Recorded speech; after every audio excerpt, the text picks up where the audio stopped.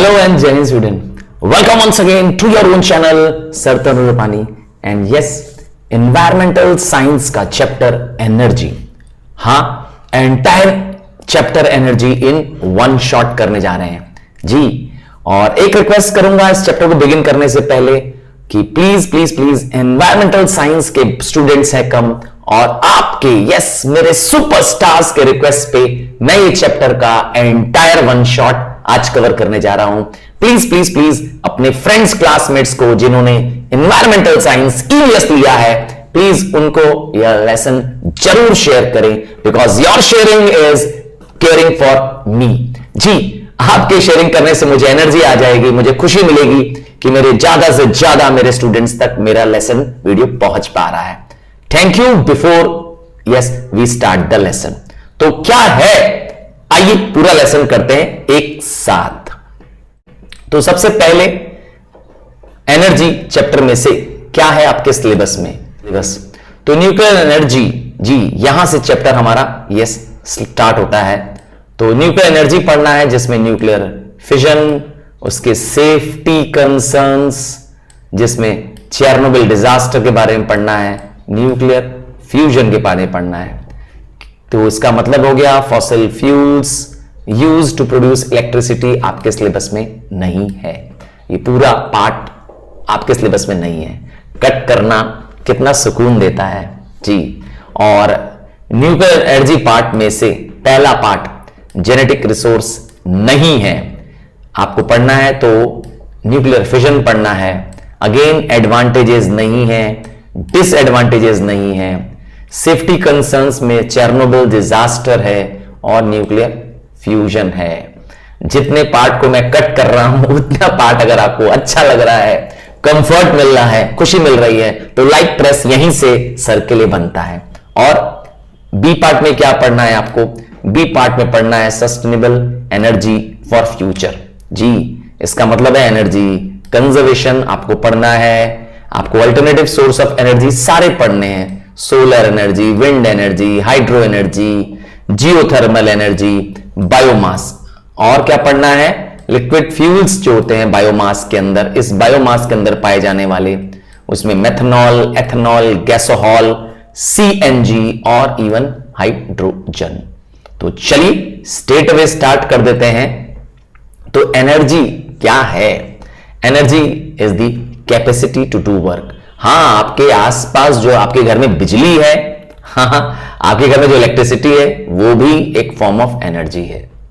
तो एनर्जी के बिना शायद मुझे लगता है आज हमारा जीवन पॉसिबल ही नहीं है कि नहीं है? इलेक्ट्रिसिटी सबसे कॉमनेस्ट और सबसे यूजफुल फॉर्म ऑफ एनर्जी है. ये सारा सिलेबस में आपके नहीं है जी, मैं कट कर दे रहा हूं और आप खुशी खुशी इसको यस हाँ अपने सिलेबस से हटा सकते हैं. आपके पास अब शुरुआत हो रही है जी, आपको शुरुआत हो रही है यहां से न्यूक्लियर एनर्जी से. जी, यहां से आपका स्टार्ट है. ठीक है, ये सब आपके सिलेबस में नहीं, मैं कट कर दे रहा हूं. तो सबसे पहले न्यूक्लियर एनर्जी जाने क्या है. तो एनर्जी बाय द न्यूक्लियस. हाँ, आपको पता होना चाहिए न्यूक्लियस में, न्यूक्लियस ऑफ एटम में एनर्जी होती है. तो जो अनस्टेबल एटम्स होते हैं अर्थात जो ब्रेक डाउन कर जाते हैं, यस, वो न्यूक्लियर प्रोसेस से क्या कर जाते हैं? स्टेबल बन सकते हैं. तो जब क्या करते हैं उनके अंदर की एक्सेस एनर्जी रिलीज हो जाती है तो वो रेडियो एक्टिव, यस, तो वो रेडियो एक्टिव सब्सटेंस कहलाते हैं. और इस प्रोसेस को, रिलीज ऑफ एनर्जी को कहते हैं रेडियो एक्टिविटी या रेडियो एक्टिव डिके. ठीक है, जिसमें रेडिएशन, जी, रेडिएशन और रेडियो एक्टिविटी मिक्स ना करिएगा, ठीक है ना?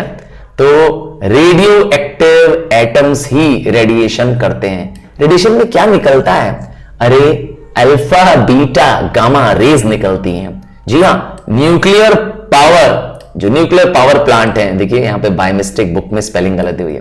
तो न्यूक्लियर पावर प्लांट क्या करते हैं? यस, इसी एनर्जी का इस्तेमाल करते हैं बिजली प्रोड्यूस करने में. क्योंकि जो न्यूक्लियर पावर है वो उसमें कार्बन का एमिशन नहीं होता है. यस, कार्बन जो कि फॉसिल फ्यूल से पैदा होते हैं, फॉसिल फ्यूल्स जी, क्या आप जानते हैं फॉसिल फ्यूल्स क्या होता है?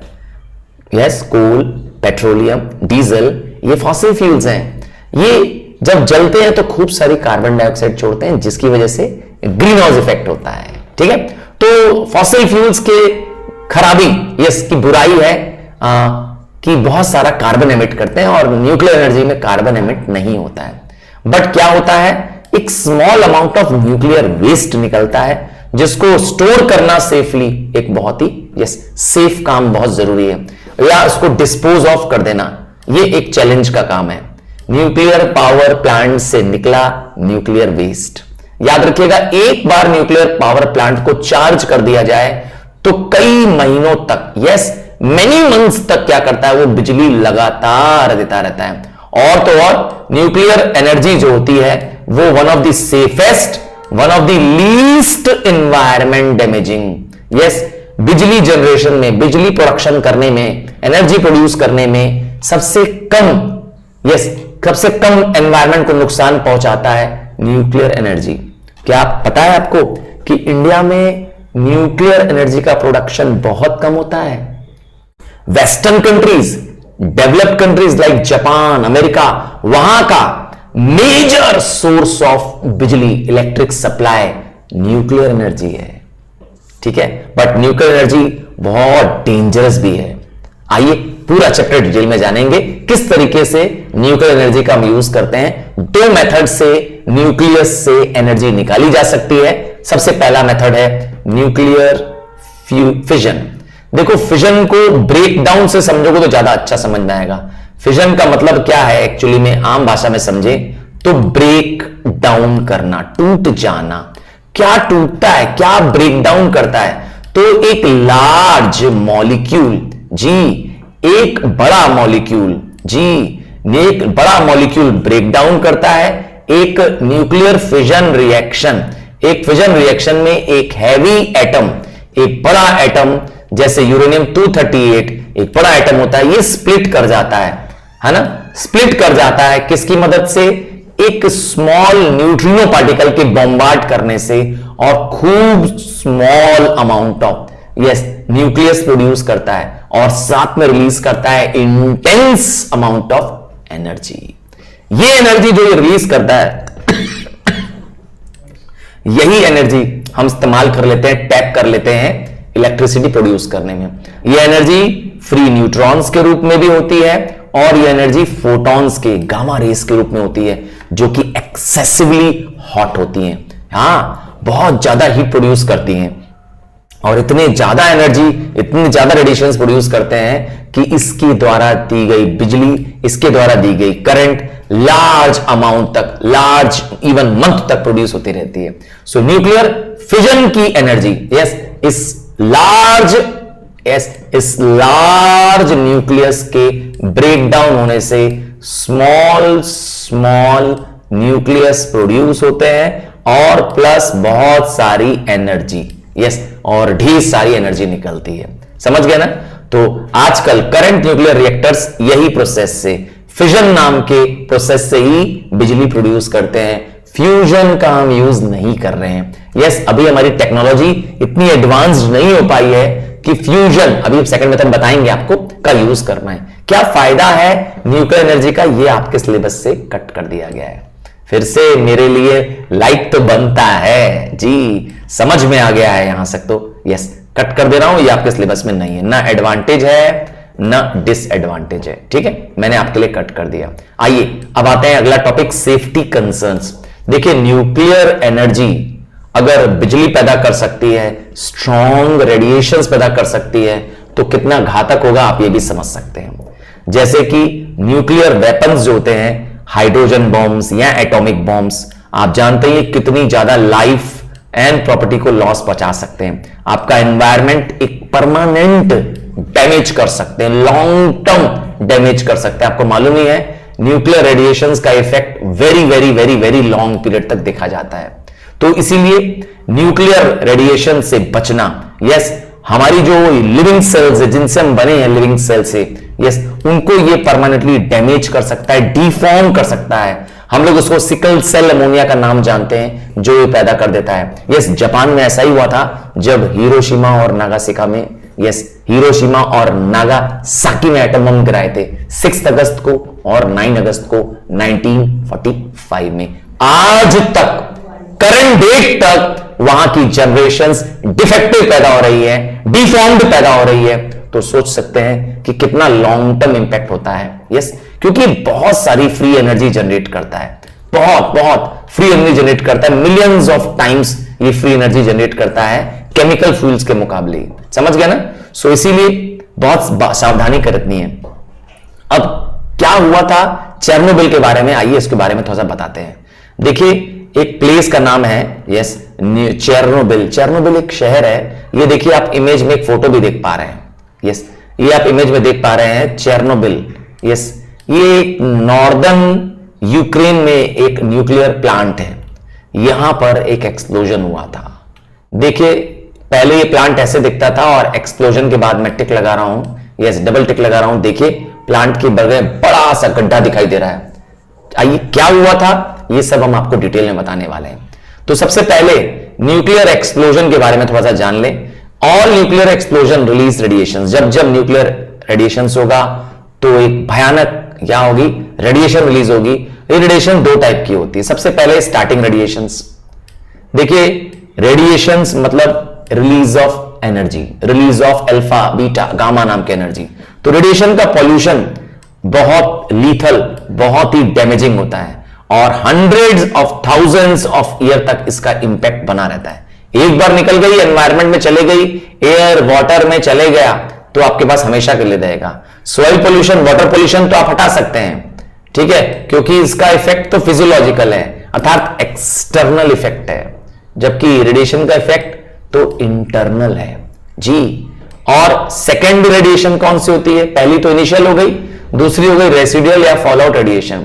अच्छा, जब रेडियो एक्टिव फॉलआउट अर्थात रेडिएशंस रिलीज हो चुकी है तो वो रेडिएशंस एक न्यूक्लियर एक्सप्लोजन के टाइप की होती है। फॉलआउट का मतलब क्या है? फॉलआउट शब्द का मतलब है एटमॉस्फेयर में चले जाना और एक्सप्लोजन की तरह स्प्रेड हो जाना। सोचिए एक बम फटा है, सोचिए एक बम फटा है तो चारों तरफ जो धूल और धुएं का गुबार होता है फैल जाता है कि नहीं फैल जाता, और दूर दूर तक चला जाता है। Yes, that is what is fallout, ठीक है ना। और इस समय बहुत सारे hot particles, yes, radio active contamination दूर दूर तक चले जाते हैं। समझ गए ना? तो ये सबसे बड़ा रहा। और जानते हैं एक डिजास्टर जो चेरनोबिल में हुआ, यस, आज तक ह्यूमन एरर का, न्यूक्लियर डिजास्टर का इससे बड़ा एग्जाम्पल कोई धरती पर नहीं है। और आप जानते हैं जब रेडियो एक्टिव डिजास्टर होगा तो आप समझ सकते हैं धरती का क्या हाल होगा। सोचिए एक आग का ऐसा बड़ा गोला, आग का ज्वाला का ऐसा बड़ा लप निकलेगी, ऐसे आग के बादल निकलेंगे, एक रेडियो एक्टिव रेडिएशंस के बादल निकलेंगे जो पूरे देशों को बर्बाद कर सकते हैं। रेडियो एक्टिव रेडिएशन सबसे खतरनाक होते हैं किसी भी देश के लिए। आइए चेरनोबिल में क्या हुआ थोड़ा सा जानते हैं। चेरनोबिल डिजास्टर, तो चेरनोबिल मैंने बताया एक शहर का नाम है, एक पावर प्लांट है इस शहर में। हां, यहां पे एक एक्सीडेंट हो गया। चेरनोबिल न्यूक्लियर पावर प्लांट जो कि नॉर्दर्न यूक्रेन में है आज भी, यस, यहां पर worst nuclear power plant accident हो गया आज तक की ह्यूमन हिस्ट्री का। क्या हुआ? एक डिजास्टर हुआ, एक लीकेज हुई, किसकी? न्यूक्लियर मटेरियल की लीकेज हुई, जिसकी वजह से मैसिव पावर एक्सकर्जन अर्थात एक बड़ा विस्फोट हुआ। और विस्फोट में वो सिर्फ पावर प्लांट नहीं उड़ गया, बल्कि पावर प्लांट के आसपास का सारा इलाका उड़ गया। कहां? बम के विस्फोट में गायब हो गया। 1986 में ऐसा हुआ था। यस, रिएक्टर का नंबर है रिएक्टर नंबर 4। चौथे नंबर का रिएक्टर एक्सप्लोड कर गया, पूरा ही रिएक्टर धरती से चला गया ऊपर। और जानते हैं आसमान में वो बादल बन गया रेडियो एक्टिव मटेरियल का, एक भयंकर बड़ा एक्सटेंसिव बादल। और ये बादल एक बहुत ही बड़ी क्षेत्र में फैल गया। रेडियो एक्टिव मटेरियल के बादल की बात कर रहा हूं, जिसमें harmful alpha beta gamma rays हैं।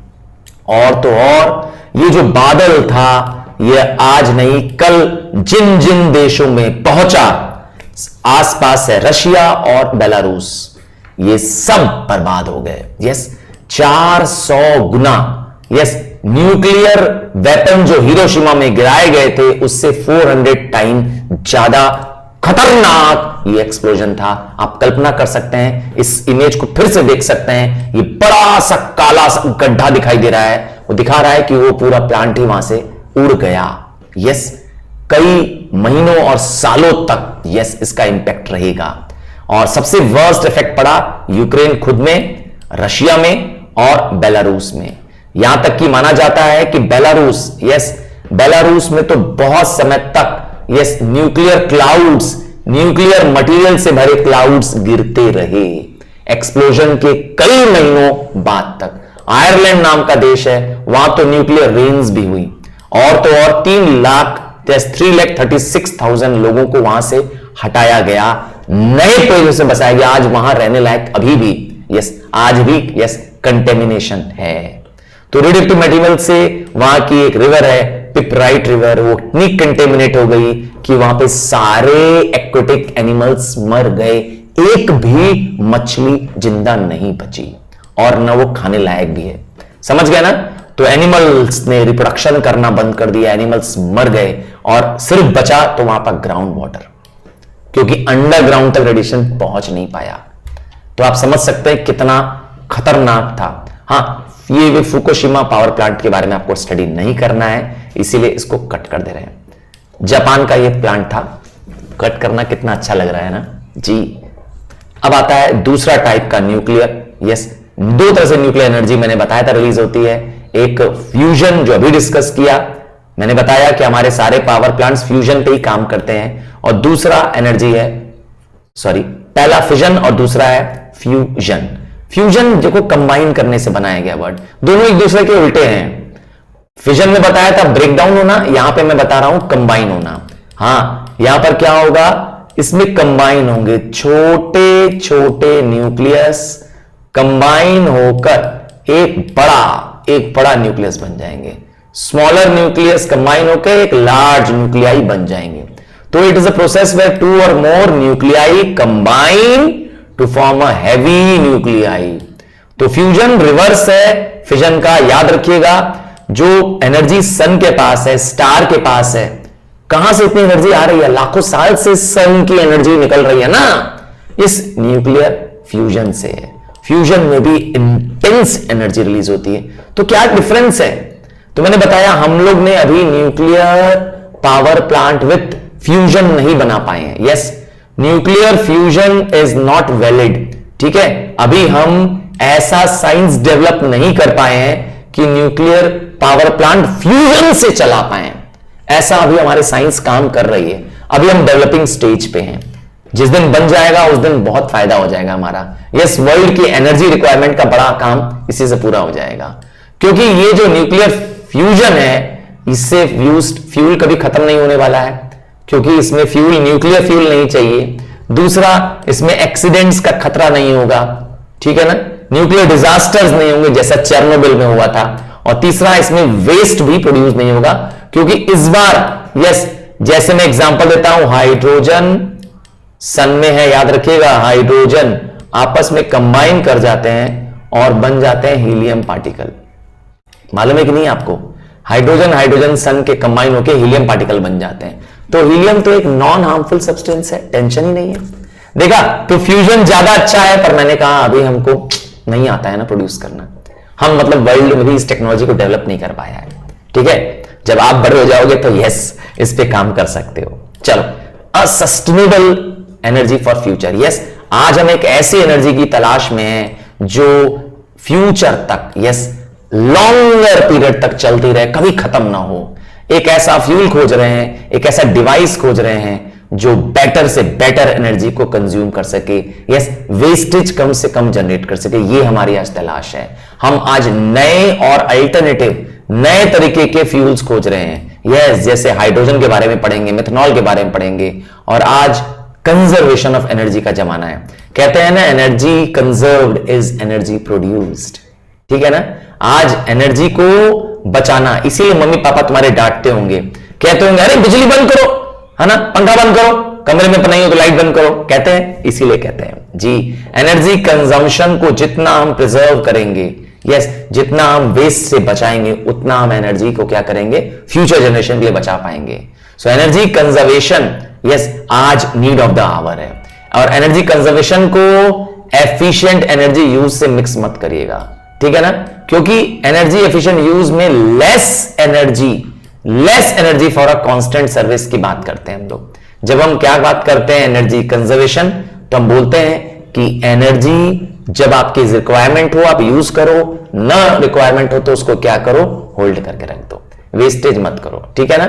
जैसे एग्जांपल दे रहा है, driving less is an example of energy conservation. फालतू में ड्राइव मत करो जी। चलो आगे बढ़ जाते हैं और आगे आपको बताते हैं कि क्यों दुनिया में एनर्जी कंजर्वेशन आज रिक्वायरमेंट बन गई है, क्यों एनर्जी। तो मैंने कहा फॉसिल फ्यूल्स पूरी दुनिया से खत्म हो रहे हैं। शायद आने वाले 20 साल 25 साल में, हाँ, जब आप थोड़े बड़े हो जाओगे, हाँ, तब आपको पता चलेगा अरे पूरी दुनिया से पेट्रोल खत्म हो गया। जानते ही हो क्यों?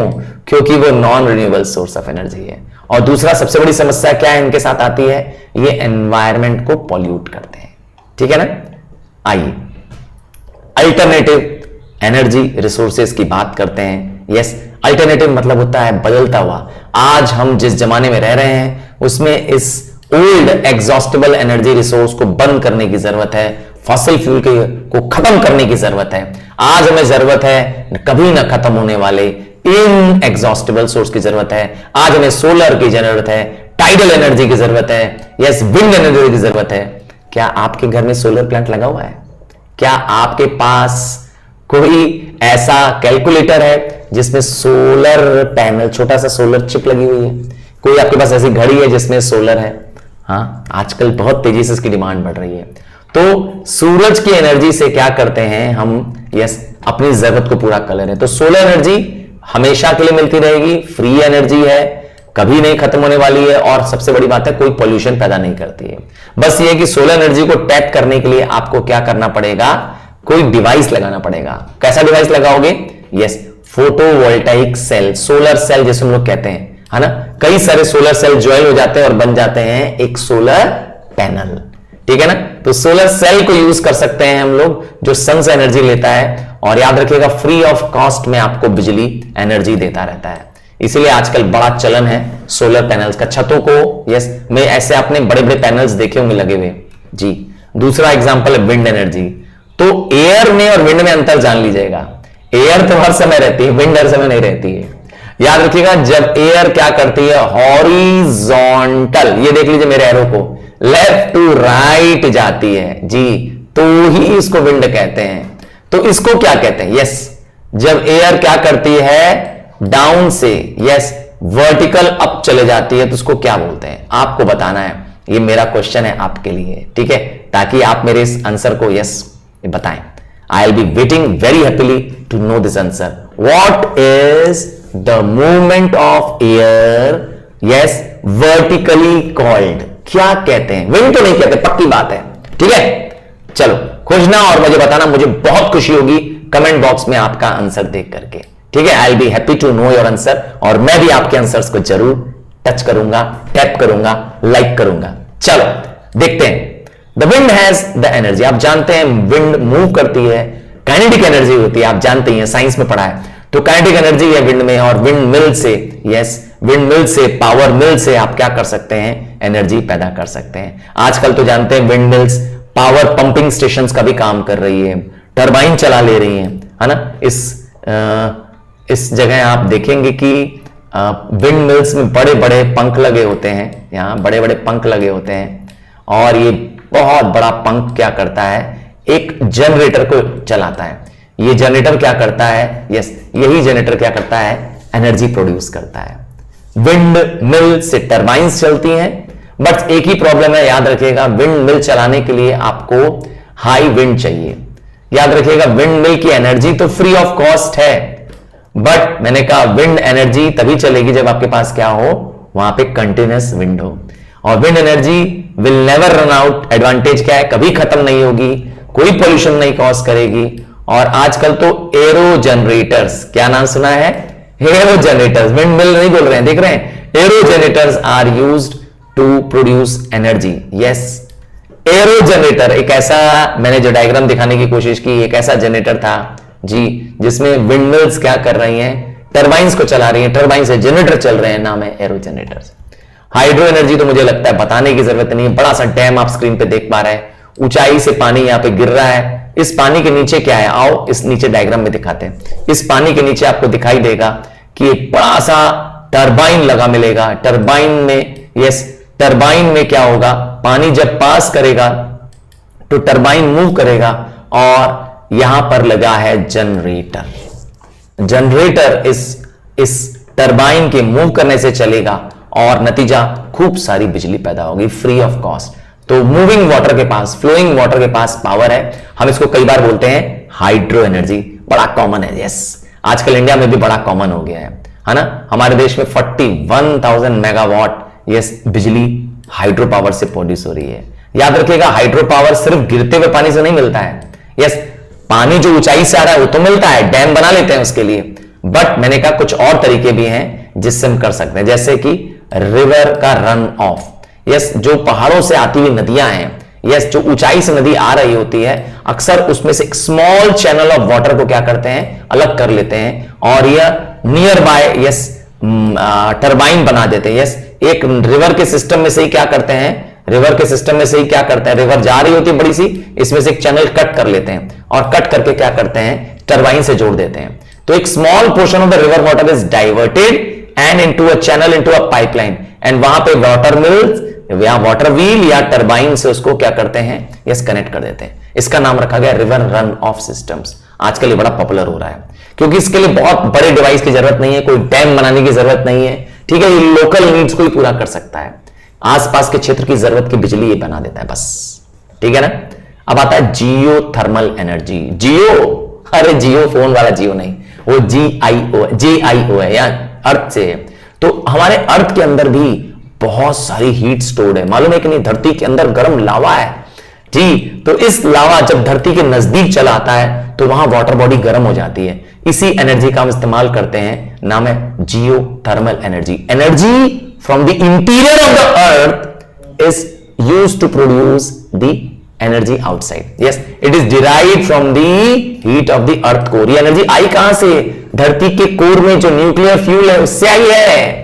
जियोथर्मल एनर्जी का क्या इस्तेमाल करते हैं, स्टीम प्रोड्यूस करते हैं, स्टीम से करंट प्रोड्यूस होती है क्योंकि स्टीम से ये टरबाइन चलाई जा सकती है। ये प्राइमरी हीट के भी काम आ सकता है, हीटिंग वाटर प्रोड्यूस करने का काम आ सकता है, हीटिंग बिल्डिंग देने में भी ये फ्यूल काम आ सकता है। याद रखिएगा, सब जगह पर जियोथर्मल एनर्जी अवेलेबल नहीं है, हाँ, हर जगह अवेलेबल नहीं है। इंडिया में एक प्लेस है, हाँ, टाटा, इंडिया में एक प्लेस है जहां पर जियोथर्मल एनर्जी होती है, हाँ, टाटा पानी उस जगह का नाम भी है। चलिए, बायोमास, बायो अर्थात बायोलॉजिकल अर्थात लिविंग।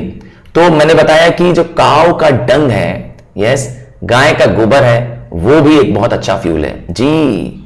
बायोमास क्या सिर्फ गाय का गोबर, नहीं, सारे प्लांट मैटर के वेस्ट, इवन प्लांट के निकलने वाला यस लकड़ी, पत्ती, झाड़ी, डंडी, यस सारा एक बायोडिग्रेडेबल वेस्ट जो कि डिग्रेड हो जाने वाला है, बर्न हो जाने वाला है, यस, ब्रेक डाउन हो जाने वाला है बायोलॉजिकली, यस, वो कॉम्प्लेक्स सब्सटेंस से सिंपल फॉर्म में चेंज होने जाएगा, कॉम्प्लेक्स टू सिंपल हो जाएगा।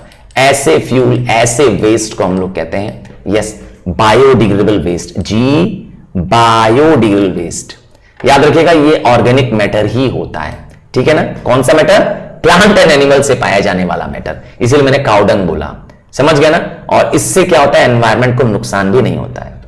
चलो बायोमास फ्यूल के बारे में जाने। देखिए, एक बायोमास फ्यूल का एग्जांपल यूज कर रहा है यहां पर। तो बायोमास फ्यूल में आप क्या कर सकते हैं, कंबशन ऑफ वुड का भी इस्तेमाल कर सकते हैं। बायोमास फ्यूल की खास बात क्या है, ये भी रिन्यूएबल फ्यूल है, और जब आप यूज करते हैं इनको तो आप फॉसिल फ्यूल्स को रिप्लेस भी कर सकते हैं। बट एक प्रॉब्लम है कि इससे भी कार्बन डाइऑक्साइड प्रोड्यूस होगी, ठीक है ना। बायोमास फ्यूल थोड़ा सा इस एनवायरनमेंट के लिए भी उतना सेफ नहीं है। अब आता है बायोगैस। बायोगैस जो gas biological breakdown of organic matter से बनती है। हां, कुछ गैसेस प्रोड्यूस कर सकते हैं हम ऑर्गेनिक वेस्ट से। हां, बायोगैस प्लांट उसको कहते हैं, कई बार गोबर गैस प्लांट भी बोलते हैं, इन गैसेस को कई बार गोबर गैस भी बोलते हैं। कैसे बनती है? बायोलॉजिकल डिग्रेडेशन से बनती है, बायोडिग्रेडेबल फर्मेंटेशन नाम के प्रोसेस से बनती है। किसका?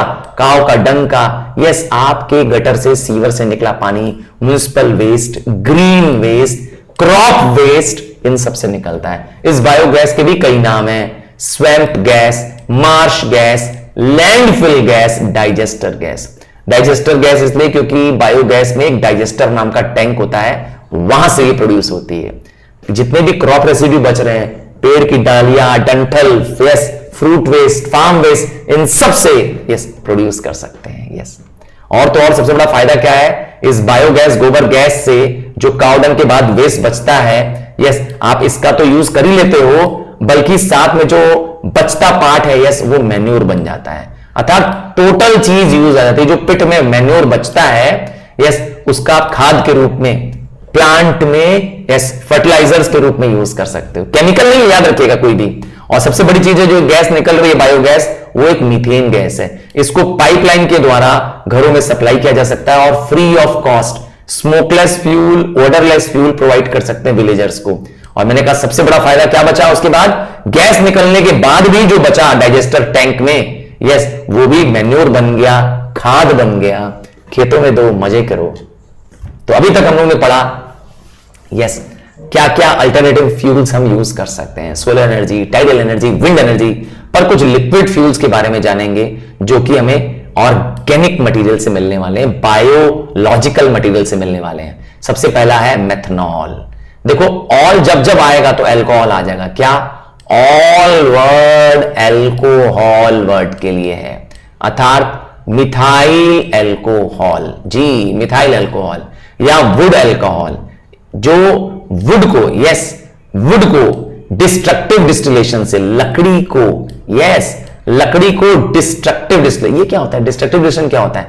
एब्सेंस ऑफ एनर्जी में, एब्सेंस ऑफ एयर में वुड को अगर आप हीट करोगे, यस, तो ये प्रोड्यूस होगी। पर याद रखिएगा, मेथनॉल आपके और मेरे डायरेक्टली यूज में नहीं आता है, ये इंडस्ट्रियल प्रोसेस में काम आता है। जी, मेथनॉल एक बहुत ही लाइट वोलाटाइल गैस होती, सॉरी, लिक्विड होता है, एक हाईली इनफ्लेमेबल लिक्विड होता है। मेथनॉल की खास बात क्या है कि इसमें एनर्जी, यस, लो एमिशन फ्यूल है। जी, इसका मतलब है आप इस मेथनॉल को कार्स में यूज कर सकते हैं पेट्रोलियम के जगह। जी, पेट्रोल को यूज मत करो, आजकल मेथनॉल भी यूज हो रहा है कारों में। और तो और it can be use for a variety of other sources. Yes, बहुत सारे चीजों से इसको बनाया जा सकता है, मेक किया जा सकता है। कोल से बनाया जा सकता है, नेचुरल गैस से बनाया जा सकता है, और it has a high octane. इसके अंदर एक ऑक्टेन नाम का पदार्थ होता है जो क्या करता है, एक बहुत ही अच्छा व्हीकल फ्यूल बन जाता है। जी, एक एक्सीलरेटर बन जाता है, पावर पैक फ्यूल बन जाता है। जी, गाड़ियां चलाने बहुत काम आता है। और मैंने कहा सस्ता है ही, यस, सस्ता है ही, पेट्रोल से तो बहुत ही सस्ता होगा कम से कम। जी, दिन पर दिन पेट्रोल महंगा होता जा रहा है। यस, यूक्रेन क्राइसिस में तो आप देख ही रहे हैं, और महंगाई बढ़ती जा रही है। अब आता है डिसएडवांटेज ऑफ मेथनॉल। मेथनॉल को आप बहुत कम एनर्जी देने वाला फ्यूल समझ लें। गैसोलीन मतलब पेट्रोल के मुकाबले बहुत कम एनर्जी देता है, और तो और मेथनॉल महंगा पड़ रहा है गैसोलीन से, क्योंकि इसके प्रोडक्शन में एब्सेंस ऑफ एयर में वुड को हीट करना है, और वुड तो देख ही रहे हैं अब कितना शॉर्ट सप्लाई में है। मेथोलीन एक वोलेटाइल फ्यूल भी है, लंबे समय तक छोड़ देंगे तो क्या हो जाएगा, भाप बन के उड़ जाएगा। समझ गए ना? अब आता है इथेनॉल। देखो, मिथनॉल का भाई इथेनॉल। इथेनॉल को इथाइल अल्कोहल कहते हैं। ये प्योर शराब है। यस, जो लोग शराब पी रहे हैं बस समझ जाओ वो क्या पी रहे हैं, इथाइल अल्कोहल पी रहे हैं। यस, ये एक तरह की स्पिरिट है, शराब है ना।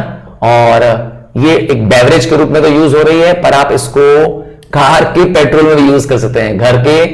यस, घर में अगर अल्कोहल है, गलती से अपने पापा की गाड़ी में मत डाल देना पर यस, मैंने कहा डाल दोगे तो नुकसान भी नहीं होगा। ठीक है, तो इथेनॉल एक बहुत अच्छा, अगेन हाई ऑक्टेन फ्यूल है, इंजन की एफिशिएंसी को इंप्रूव करता है, और तो और इथेनॉल को क्रॉप से भी प्रोड्यूस किया जा सकता है। आपको मालूम होगा कि ग्रेप से, एप्पल से, है ना, एल्कोहल बनाई जाती है जी। डिसएडवांटेज क्या है इथेनॉल का, इस एल्कोहल का, इसमें भी एनर्जी थोड़ी कम है, इसीलिए हम लोग पेट्रोल की गाड़ियां यूज करती हैं, इथेनॉल की गाड़ियां यूज नहीं करते हैं। और तो और इथेनॉल का भी प्रोडक्शन कॉस्ट फिर हाई हो जाता है, ये सब में प्रॉब्लम आ रही है, पेट्रोल सस्ता पड़ जा रहा है इनसे, ठीक है ना। अब आता है गैसोहॉल, पहला मिथनॉल, दूसरा एल्कोहल और तीसरा गैसोहॉल। तो गैसोहॉल भी यूज किया जा सकता है। गैसोहॉल बनता है 90% गैसोलीन से, 10% इथेनॉल से। गैसोलीन जब आएगा वर्ड तो समझ जाना पेट्रोल, ठीक है, गैसोलीन मतलब पेट्रोल। तो पेट्रोल पंप में मिलने वाला पेट्रोल प्लस इथेनॉल आजकल ये बड़ी गाड़ियों, सॉरी छोटी गाड़ियों में यूज हो रहा है, लाइट फ्यूल्स में यूज हो रहा है, ठीक है ना। और गैसोहॉल भी सस्ता पड़ता है गैसोहॉल में, क्योंकि खुद ही, और इसमें एमिशन कम होता है, वेस्टेज ऑफ फ्यूल बहुत कम होता है। ये भी एक बहुत क्लीन फ्यूल है, क्योंकि ये कंप्लीटली बर्न हो जाता है गाड़ियों में। गाड़ियों की परफॉर्मेंस हाई होनी ही होनी है। बुराई क्या है कि गैसोहॉल्स के लिए आपको क्या चाहिए, एल्कोहल चाहिए, क्योंकि गैसोहॉल अल्कोहल के मिक्सचर से बनता है, और अल्कोहल के लिए आपको अल्कोहल प्रोड्यूस करने वाले क्रॉप्स जैसे sugar cane, greens, sorghum produce करना पड़ेगा, जिनकी कीमत बढ़ जा रही है। CNG, yes, compact natural gas, बहुत कॉमन है। क्या आपने CNG स्टेशन देखा है? क्या आपके शहर में CNG स्टेशन है?